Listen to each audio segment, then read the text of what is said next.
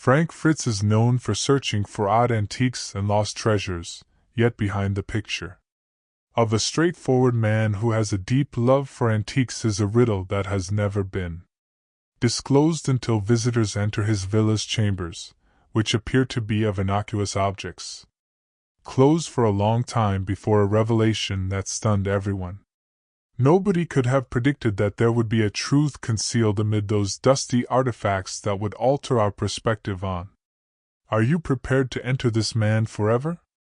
What you will discover will make it impossible for you to look away. Music. No one could have taken Frank Fritz's life when he was discovered dead on his bathroom floor. Anticipated the actual horror that awaited him behind his old garage door. The supposedly deserted area struck a more than 75 classic motorcycles and a multi-million-dollar treasure trove, including a rare Indian chief prototype from 1947, worth $250,000. But it's not the only thing that has vintage hunters in awe. Additionally, there is a long-lost Aerosmith tour bus and a Star Wars prototype Yoda that even George Lucas thought had been destroyed, but the most startling revelation isn't the million-dollar pile of the handwritten journals that disclose the terrifying and unsettling reality of Frank Fritz's last days are among the artifacts. Are you prepared to dive into this unknown tale? If you enjoyed Frank Fritz, please leave a. If you have a different opinion, please leave a comment below. Also, remember to like and subscribe to the channel. Don't miss any startling discoveries as music begins to play.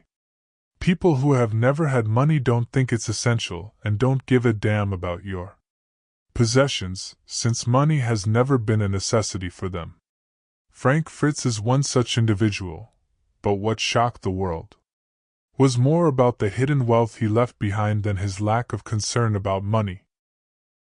An exclusive 1947 Indian Chief Aerosmith's lost tour featuring over 75 antique motorcycles. Vehicle, including a Yoda prototype that was believed to have vanished forever. But his scribbled diaries, which expose suffering, treachery, and the actual cause of Frank's termination from American pickers, and more significantly, Frank Fritz, who was born in Davenport, Iowa, attempted to steal his $6 million wealth. He stood out from an early age in 1963, when other children were occupied with bicycles. Frank silently accumulated rocks, coins, stamps, and old baseball cards in his chamber. His parents, Bill and Susan, believed their youngster had an odd pastime: beer cans. However, to Frank, each antique had a backstory and priceless worth, and he even gathered a tiny gesture that demonstrated his exceptional ability to perceive value where others saw waste was the addition of paper clips to his notebooks. Frank even became fixated on razor blades, which was strange at the time, but is seen as an early example of his love of treasure-seeking in the. As an adult, Frank went to Bettendorf High School after attending Sudelo High School, when his life was altered by a chance meeting with Mike Wolfe, who would go on to be his on-screen companion, and Frank. In 8th school, they quickly became friends and started going treasure hunting every weekend. From dusty flea markets to backyard garage auctions, they were both enthralled with antiques. Seemingly useless items with a fantastic tale inside, even if many teachers thought Frank had a lot of potential for a career in education, but he decided to go to college in a different direction. Was not where Frank learned the most important life lessons. Rather, he discovered actual knowledge only after working with antiques. Heard tales from the past and recognized their worth. After graduating, Frank served as a firefighter. Inspector in charge of conducting safety inspections across a wide portion of Iowa. Remained at his job for almost 25 years, but his love of antiques only became stronger with time. Frank started collecting motorcycles when he was 16 years old, and he spent his whole funds to purchase a 1964 Harley-Davidson for almost $4,000, which was a significant amount at the time. Frank's parents were taken aback by this audacious choice, but the bike was more. It was more than simply a car. It was a live reminder of America and a sign of time. Worked non-stop at businesses like Coast to Coast Hardware and Quad City Automatic Sprinkler to finance his passion over. Over the years, Frank has amassed over 100 vintage motorcycles and constructed a. He competes in the Sturgis Motorcycle Rally in South Dakota every year and has a unique facility to store his priceless collection.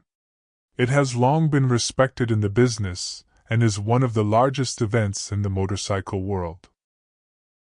Frank's celebrity on television distinguishes him not by the quantity of things he has but by the manner in which he handles them. Over the years, Frank describes his ability to recognize value in things that others might consider useless as having a picker's eye. Has explored dusty warehouses, taking careful notes on the location and origin of every item, always intrigued. He is more than just a collector. He is a guardian of history and recollections of the lives of those who possess them. It will never be forgotten, even if Frank spends the majority of his time working as a fire inspector. Seeps into every assessment.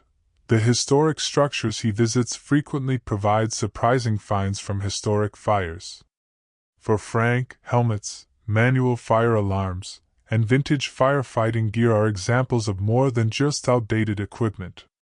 However, he can locate these jewels like a hunter on a quest to discover intriguing artifacts from a past era. Historical tales, music. For Frank, every building inspection was an adventure beyond the safety reports and fire standards, not just a job. Offer a chance to unearth lost history by combining two seemingly incompatible responsibilities of an enthusiastic collector by day and a meticulous inspector by day had combined. His job as an artist was to create a man with a sharp eye and unusual sensibility. Inspector who sharpened Frank's capacity to notice every little thing, including every brick. He discovered how to interpret a building using a piece of wood and a dust particle on the ceiling. If it were an antique book that had historical and temporal clues, and that ability proved to be extremely useful in his search for lost treasures from antique stores and dusty warehouses, but Frank never gambled. A system that has spent years looking in obscure places and identifying possible threats enabled him to see worth that others missed when he entered an area containing antiques that he didn't see. Congestion, he recognized opportunity, and that ability would ultimately serve as the key to the pivotal moment for American pickers. The show's spirit came from a. Frank paid only $15 for the relatively insignificant object, which he later sold for $475.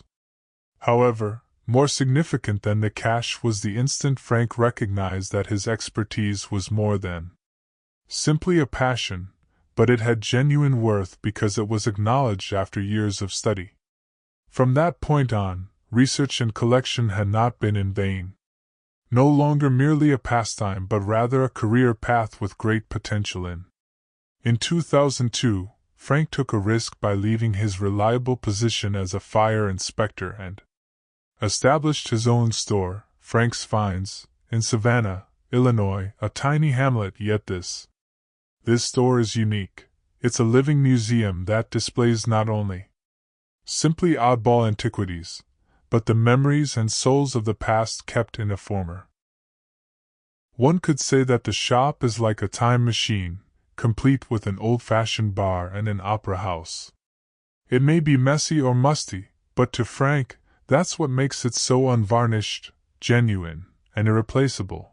Every object has its own tale and appears to be waiting for someone to pay attention. Over time, Frank's Finds has developed into a place for genuine collectors and inquisitive tourists alike, but not everyone is aware of the store's distinctive design. Those who comprehend Frank's vision and appreciate the worth he expertly preserved It was in this area that Frank made his next significant discovery. When television rolled around, he didn't have to pretend. He just had to be a man who saw treasure where others viewed him as a junkie who thought that everything, no matter how dusty and ancient, possessed a tale worthy of music. Mike Wolfe traveled before American Pickers became a popular television show. The nation by itself, searching for lost treasures with an ancient camera in hand. In 2002, Mike's longtime friend Fritz started recording his trips. Was beginning a new chapter in his life by leaving his position as a fire inspector to operate Frank's Finds, an antique store in the. Frank was happy living in the small town of Savannah, Illinois, surrounded by peace and quiet. By antique toys with the mark of time on them, rusty oil cans, and vintage motorcycles. Mike had a distinct vision. To him, it was more than simply a store. It was a world unto itself, with a story for everything. He thought that treasure hunts may grow into something more, and he had a dream about a television program where trash would be revived and its creators rejoiced, but Frank was hesitant because he liked his store. A sanctuary of safety, stability, and total acceptance, yet one day destiny struck. No one anticipated that Frank would sell the little pin he had purchased from some classmates for $115. $1,450 wasn't just a deal. It served as a warning, as Frank noted when he contrasted it with the excitement of gambling, a significant gain that made his blood boil, and Frank eventually agreed to close the store when Mike persisted. With Mike, two buddies, a truck, and a desire to revisit the past, they packed up a few familiar items and set out. Producers were drawn to the honest yet rough films, and in January 2010, after the release of American Pickers, everything abruptly changed for Frank the Quiet Man. Became a recognizable face to millions of viewers each week.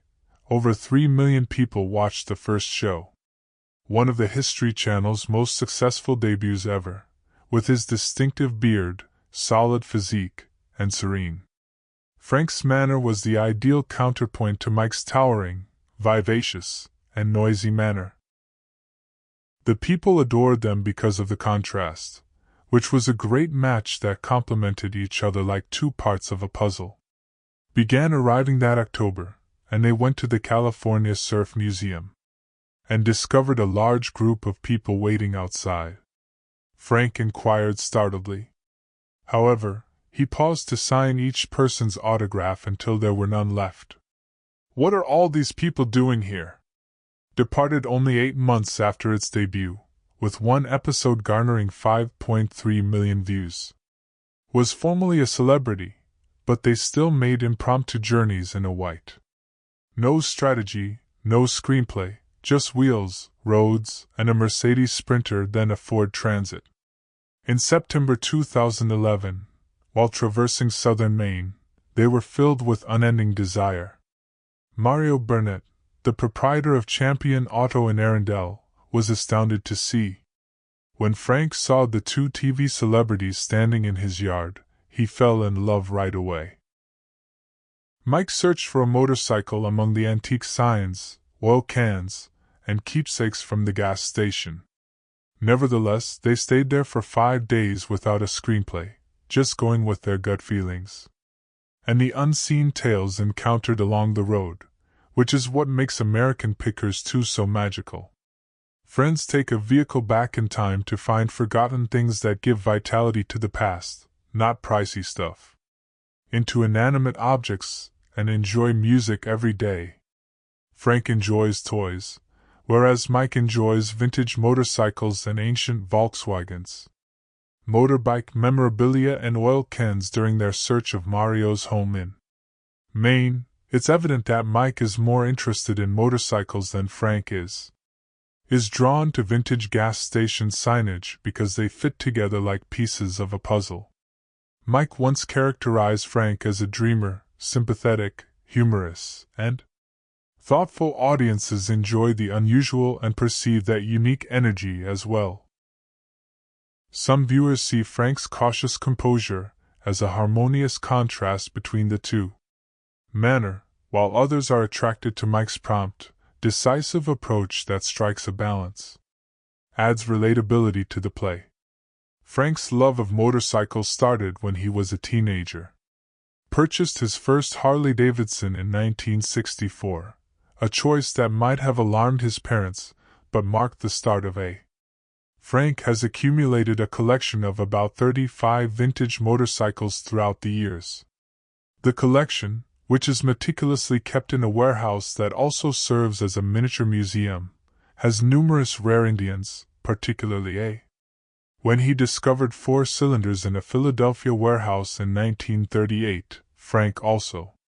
Numerous British motorcycles, including the Von Dutch XAVW, Vincent BSA Triumphs, and Von Dutch, the renowned artist, painted a 1942 Harley with a Volkswagen frame. Frank was shocked to discover the bike at a garage sale because he had only ever seen it in publications.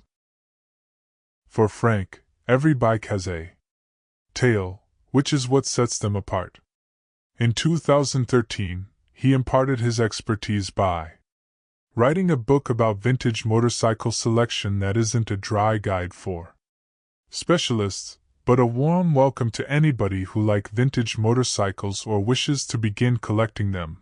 The book is filled with advice, anecdotes, and images from his personal experiences, including how to properly negotiate and detect a deal. See how the rough Frank's writing style might reveal hidden worth in a gem. Is just as honest, clear, and funny as his character on TV. Frank